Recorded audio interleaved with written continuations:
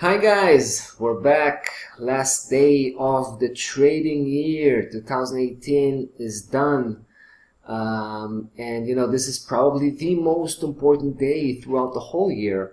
So I wanted to come up with a special edition. Today's special session, we're gonna have a recap on the most important assets. As far as I'm concerned, I've picked up 5 top leading assets that has lots of impact on the rest of the market. So we're going to analyze them. We're going to have a recap on 2018, and also obviously I'm going to give you some pointers with regards to the upcoming year 2019.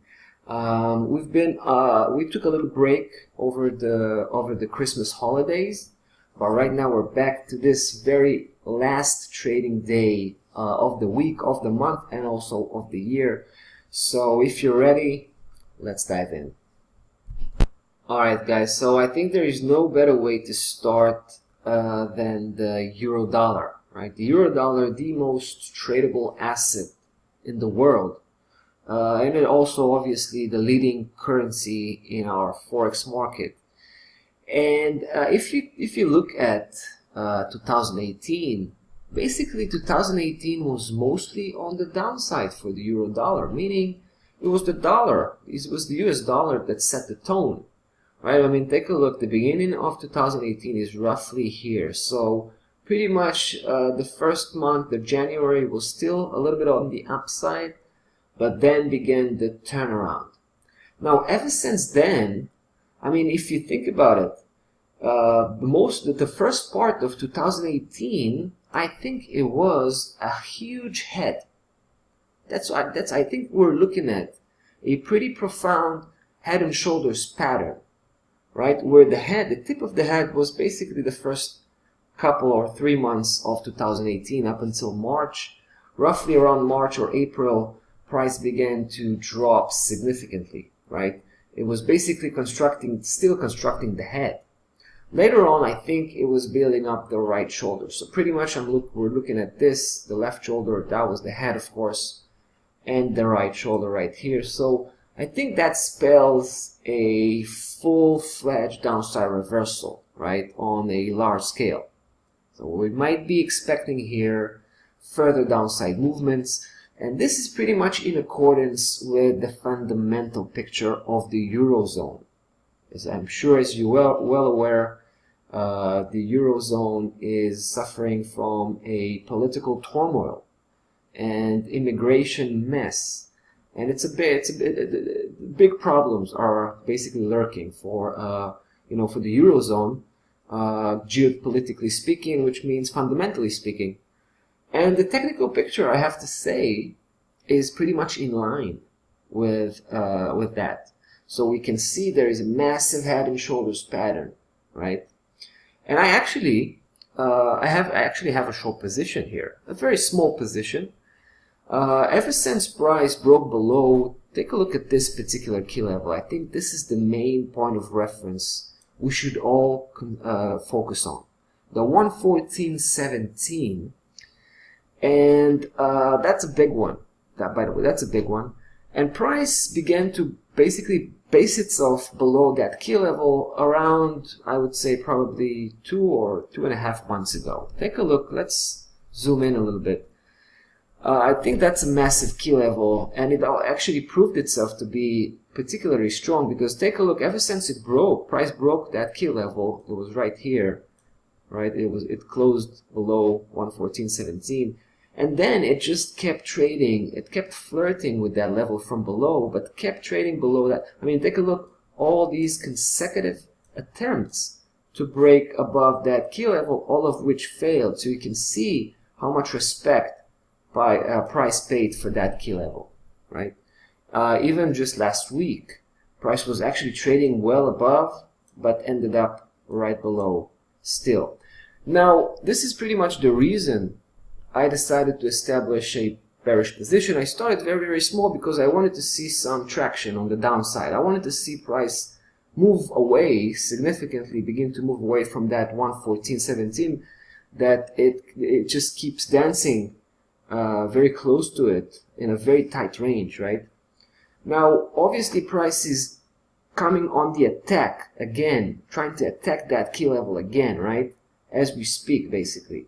But I'm not going to be surprised at all if it's going to leave yet another spike by the end of today. Right, guys?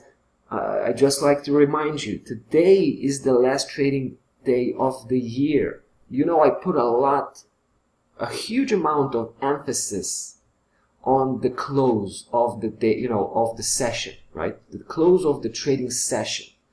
Now, I start with a daily close. It has some meaning, it has some significance, but it's still pretty noisy on the daily perspective, which is why I also examine the weekly close, which is stronger close, and the monthly close, which is basically usually it's the highest close we have, right? The highest authority. However, once a year, we actually have the biggest, the highest close, and the most important one, which is the yearly close, right? And that's going to be by the end of the day. So I'm pretty convinced that if price will make it once again and closed by the end of the day below 114.17, that's not a big stretch, right? It's very close.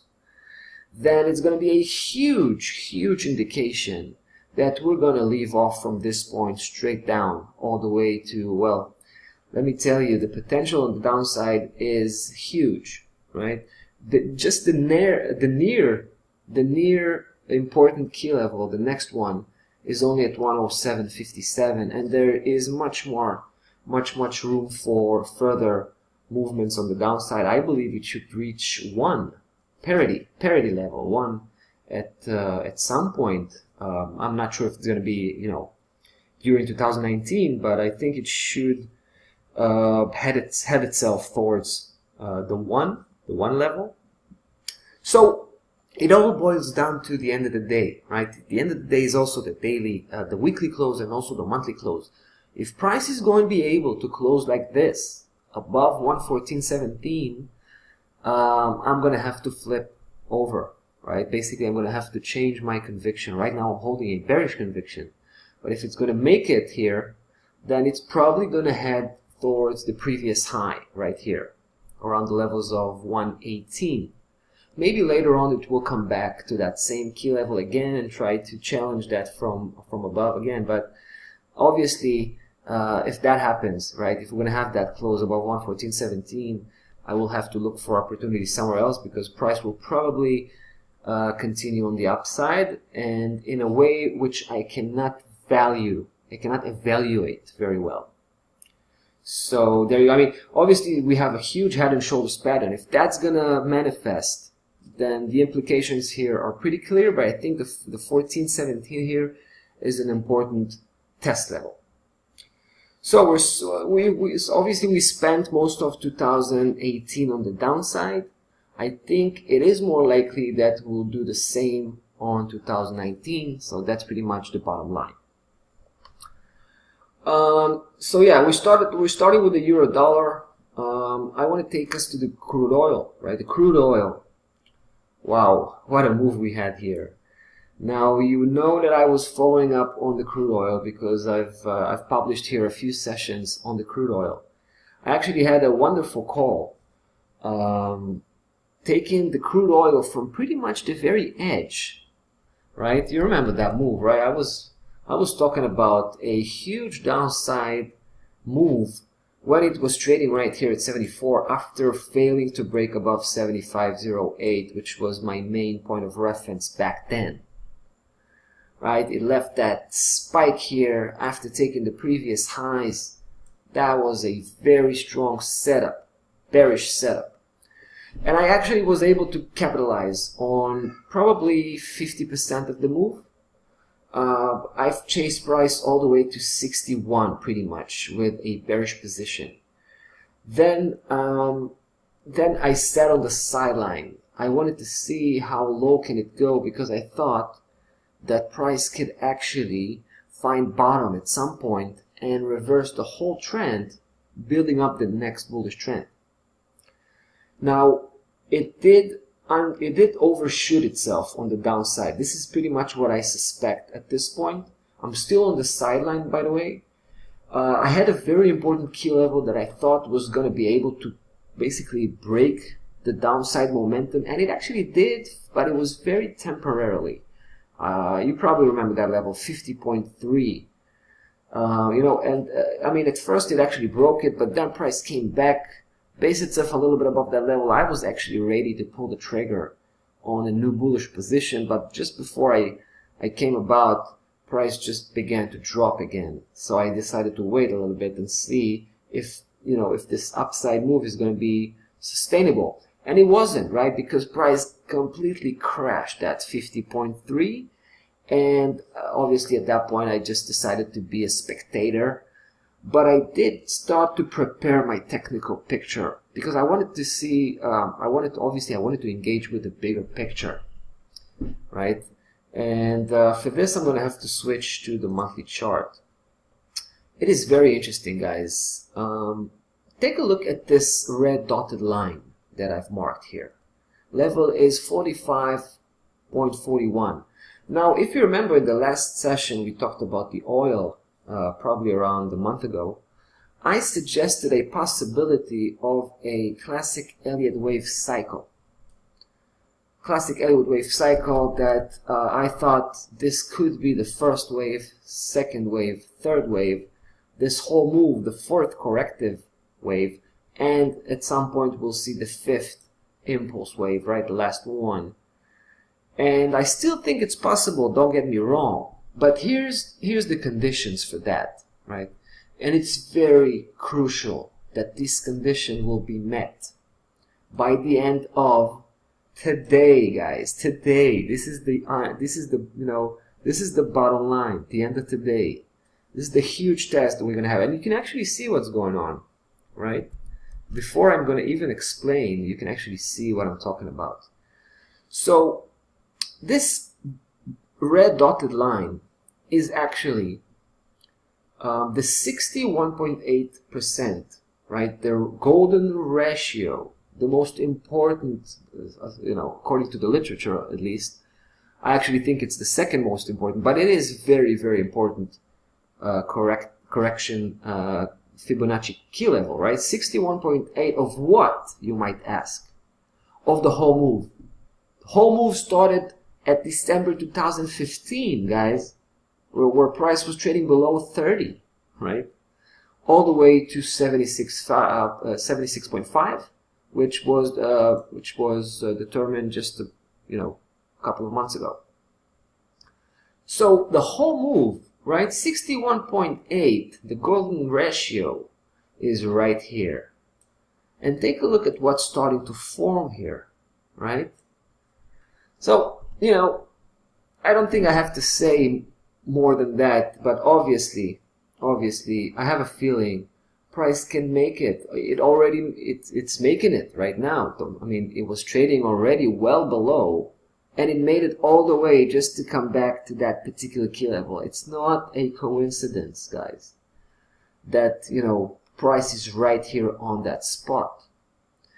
Now, if it's going to make it by the end of the day, right, and we have to address the close, right? The close, right now the close is 45.39, but obviously the market is open.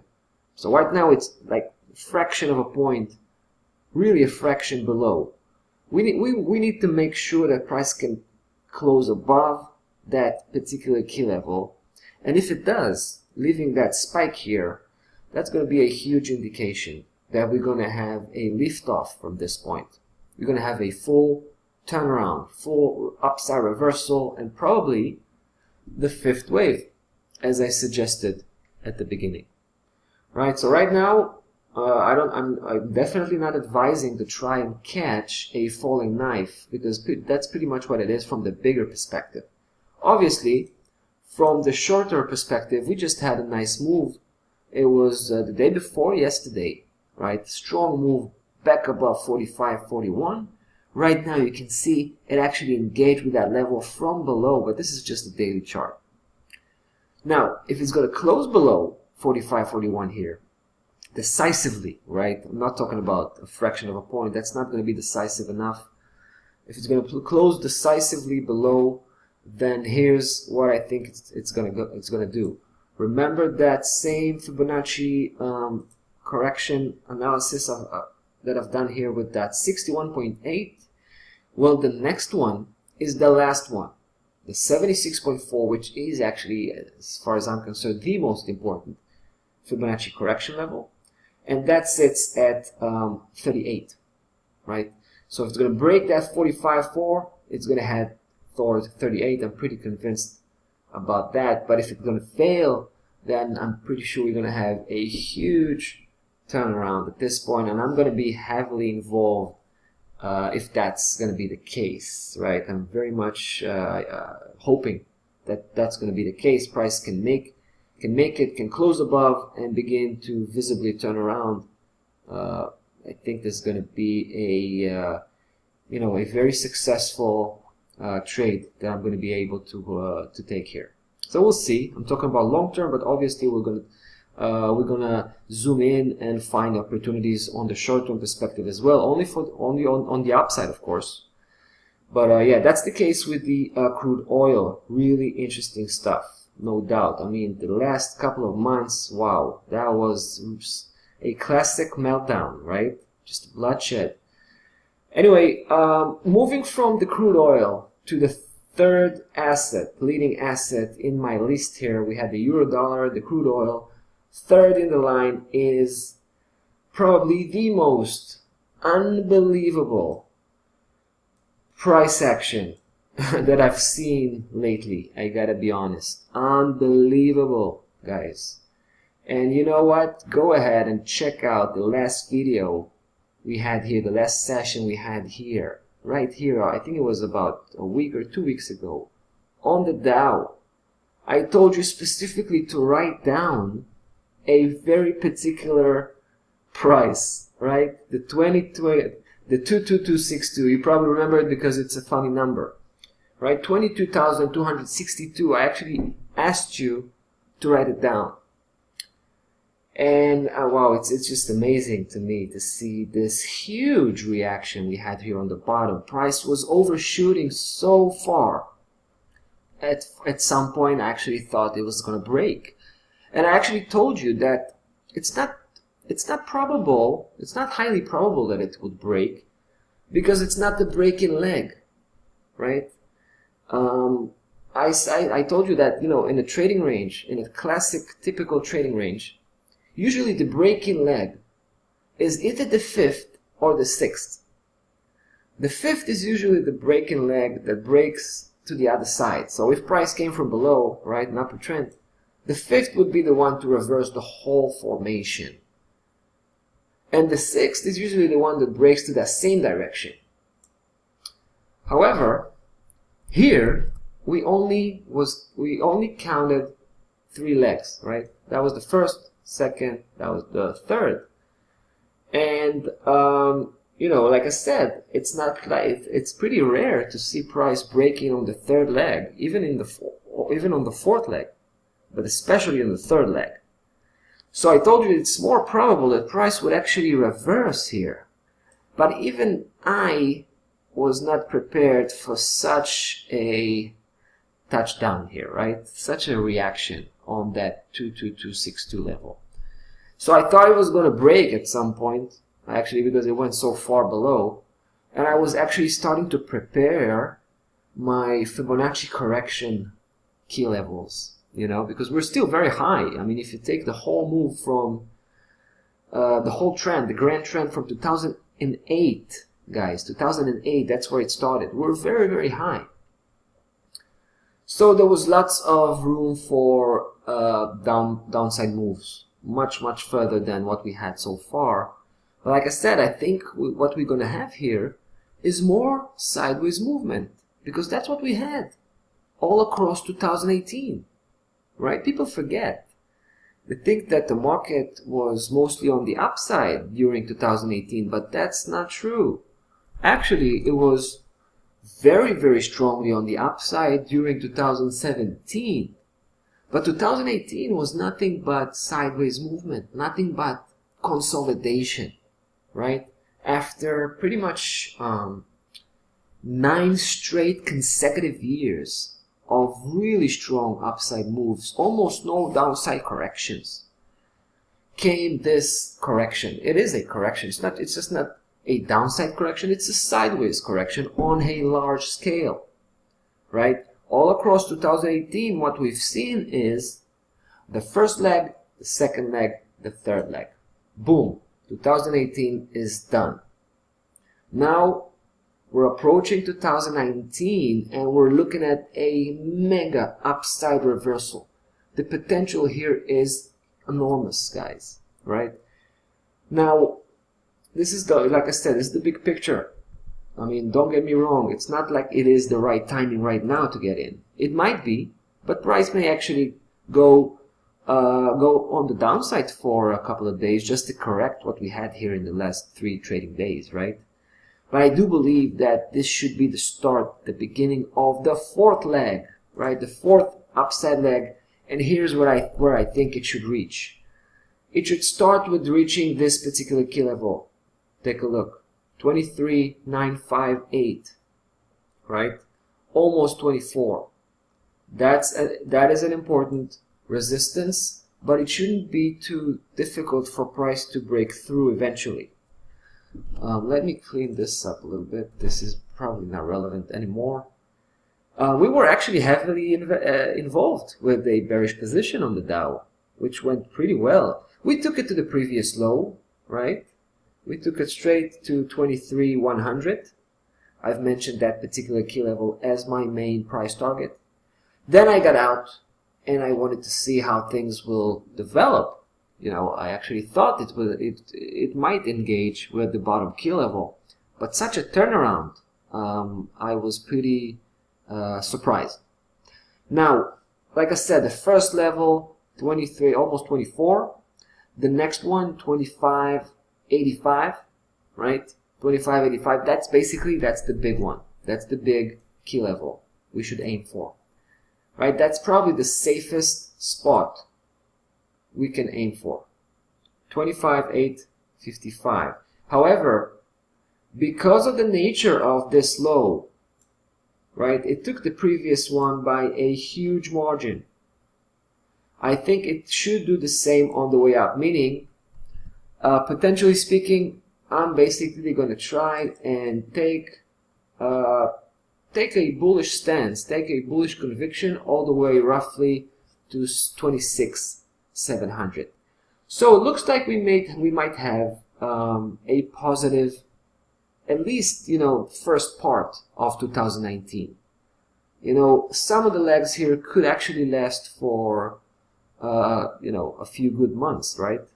So it could last for a few months by the time we reach the higher section here. The higher section here, I'm talking about this particular C-matrix system that you see. This is the higher section, starting with a level that I've mentioned, 25.855. Alright, so that's pretty much the situation with the Dow Jones, and it's pretty consistent with the S&P 500, right? Very similar technical picture, the S&P 500 and the Dow Jones. But also, I would say, for the rest of the stock markets all over the globe, everything is heavily impacted by the Dow Jones and Wall Street, right? Alright, so that was the third asset that's on my list here. I'm going to move on to the fourth asset, which I'm actually involved right now. I have a bullish position, and I think you probably remember I very recently I talked about the gold. I published a session about the gold, and I talked about a very interesting key level that I thought that once broken will clear the path kind of for gold to hammer much higher. And that was pretty very well in accordance with the downside moves we had coming from Wall Street, right? So there was a little bit of panic, and I talked about the gold as being the ultimate the ultimate resort when there's panic in the markets, right? The ultimate safe haven, if you will. But now, even though there is a change in direction on Wall Street and the stock market is coming back up, I still believe that the gold can continue on the way up. So the gold becomes negatively highly correlated with the markets only when there's bloodbath, only when there's complete panic, right? Everybody runs to the gold. But it doesn't mean that if times, become good again, right? The gold is supposed to go down. That's not the case. It can continue to go up only on its sheer merit. So I decided to establish a bullish position, but I have to say I still have a relatively small position in place. And the reason is that we didn't have yet a confirmation on this breakout, right? I'm still talking about this particular key level. If you haven't wrote this down already, then I suggest you should. 1265, right? 1264.87. You can call it 1265. And that was my official trigger level. But I didn't want to wait for the end of the week for a confirmation. I wanted to kind of, to get in a little bit, jump the gun a little bit, because I was concerned about price moving too high, too quickly. And it actually did that. But when I saw price for the first time break above, that was a daily close right here, above 1264, I was very encouraged to see that it was trying to break that below and just left a bit of a spike here that obviously failed and then changed direction. That was pretty much the moment I decided to get involved, even before I have that weekly confirmation. Let's take a look at the weekly situation. It's quite remarkable. Now you can go ahead and check out the video, the session that we had on the gold. It was also on the Dow Jones. It was on the same session. Because I'm not gonna repeat the very specifics of this technical picture, but all I can say is from the moment it touched base right here on that 1207 coming from above, after breaking it, that was pretty much the moment I knew that price is going to head north, right? Now what I did was I kind of divided that potential move into two parts, or should I say two steps. First step was straight to 1264. Now we are actually engaging with the second step, and the second step, potentially speaking, is more likely to reach these two key levels. Take a look, 1315 right here and 1328, which is even more important, by the way. Obviously the closer one, 1315, is the safest one, but I gotta tell you, I'm aiming at 1328. I'm just gonna use 1315 as a secondary price target for partial execution. But unless something really surprising is gonna happen, which means by the end of the day, for some reason, price will collapse and end the day and the month and the year, of course, below 1264. That's not going to be a good sign, for a bullish, for those of you who have bullish positions, such as myself. But I'm pretty confident that it went too far. It could cover it by the end of the day. Things have happened before, but I'm pretty confident it's going to stay above that level. Going to close above that key level and going to continue to head straight up. And once it does that, right, once we get that confirmation coming from the weekly close, which is also the monthly and the yearly, so that's going to be a strong, strong indication. Then I'm obviously just going to build up my position bigger and bigger, all the way to our price targets right there.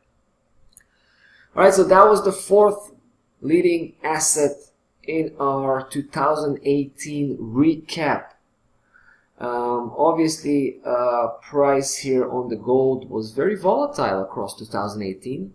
Most of it was on the downside, but ever since pretty much July, we're pretty much on the upside. So we spent about 7 months on the downside and now 5 months on the upside.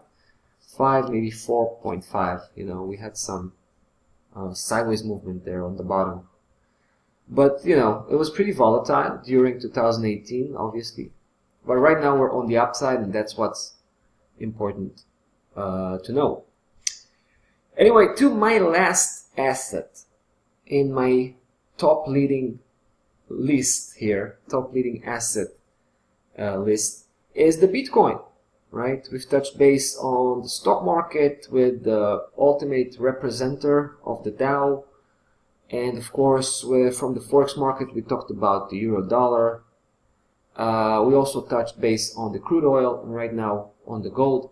Now it's time to take a look at the Bitcoin. Bitcoin is the ultimate representative of the crypto market, right? And I have to say, I don't have good news here. I'm actually losing hope on the situation of the cryptocurrency market as a whole, and Bitcoin specifically speaking. And the reason is that price is trading in no man's land right now. It's trading in a risky range, in a risky spot, which is below this, take a look, this blue dotted line. I mean, there's no secret about it. Obviously, we all know that all across 2018, price had collapsed in one of the most spectacular downside correction phases I've ever seen. Now, at this point, to be honest, I'm not sure if it's even a downside correction anymore. That's the problem. That's the problem we're witnessing right now with both the Bitcoin and the crypto market in general. It went too far down. And when I say too far, we know that there is a definition for a technical downside correction. Right? That definition is best described by the Fibonacci numbers. Now, what I did pretty much right off the bat when price began to drop, I started to measure the whole move that led to that explosion, right, up until 20,000. So I took the lowest point from where price came from, and I started to apply, the Fibonacci correction levels, and I got my eyes, which I always do, by the way, on the very last one.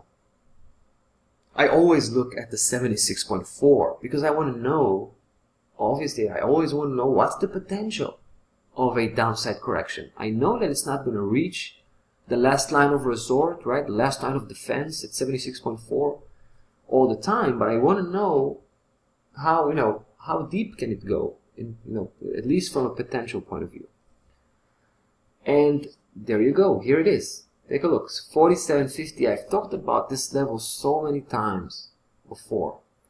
This should have been the last line of support. This is the edge of, by definition, of a downside correction, meaning below this key level, which we are, by the way, right now, it's no longer in the realm of downside correction. It's in a different position right now. It's in a position where it's no longer correcting anything. It's just a downside trend full-fledged. And if that's the case, I gotta be honest here. Price can actually go, it can go, it's hard to tell, by the way, how low it will go, but it could go all the way to where it came from, meaning, a few hundreds, right? I mean, I want to say 1,000, but it could go to, 200, 300. It's hard to know. It's very hard to know at this point. Now, there is a bit of hope, but I'm losing it, I have to say. There is a bit of hope. I mean, we already had, last month, a monthly close for the first time below 47.50. Usually that's enough. And in rare occasions, that's not enough. Especially if we're looking at the biggest picture, right? The biggest time frame, we're looking at the biggest move, on the grand trend, and we're close to the end of the year. So these are the exceptions where the monthly bar could not be sufficient enough. Now here's the bit of hope that I was talking about a couple of minutes ago. We're right now at the 28th of December. Now the crypto market is 24/7. It's not like the currency market when it's 24/5. Right? It takes a break over the weekend. The crypto market doesn't take any break, right? It's really hardcore 24/7, which means that not like in the Forex market when this is actually the last trading day. Here it's not the last trading day. We're going to trade today and we're going to trade tomorrow, right? Saturday, and we're also going to trade Sunday. So we have full 3 trading days,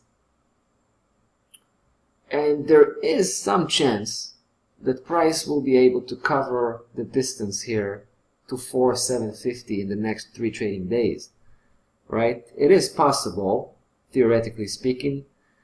We've seen, really intense days, but I have to say, it's probably a long shot, right? I'm not overly confident about this. Let's just say the least. Let's just say that.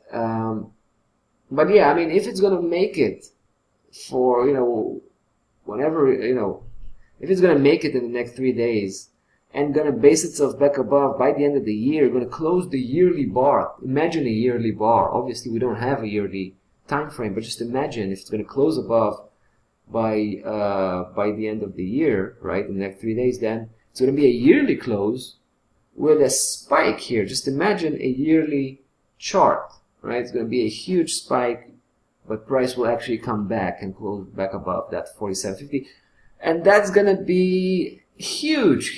That's going to be an amazing moment, guys, because it's going to save the whole situation of the crypto market and give us so much hope that we just had a downside correction. It went as far as possible. It was actually overshooting itself on the downside, but it's good now. We're back in safe territory, and we're probably gonna be able to build up the next bullish market.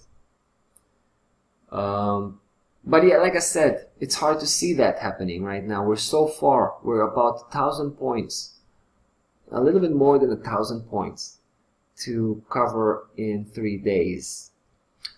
So, but that's the way it is, right? It is what it is.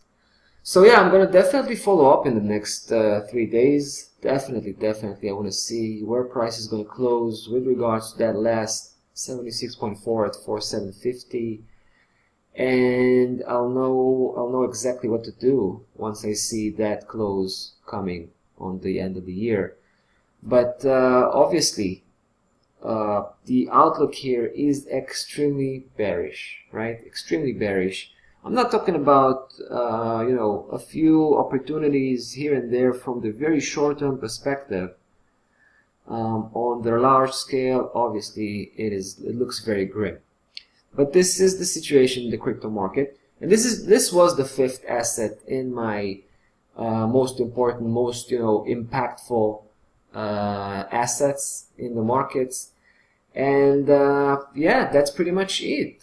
We had a really remarkable year in 2018. Very, very interesting, fascinating. I just hope, I'm pretty sure that 2019 will be the same. So yeah, it should be just keep following up, right? Keep following on us here with our program here, because I'm giving you really the best pointers you can find. And I think if you want to become successful over the long term, it's important to be on top of not only a few chosen currencies, but have an overview of the whole market, to know the correlations, to know the impact that leading assets have on the currency market that we're mostly focusing on, right? But obviously, there's a lot of influence coming from Wall Street. There are lots of influence coming from the gold and the crude oil and so forth.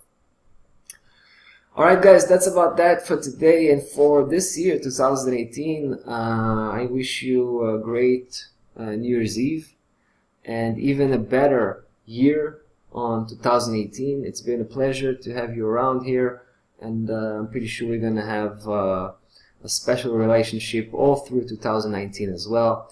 So keep up the good work, and we'll see you in the next session.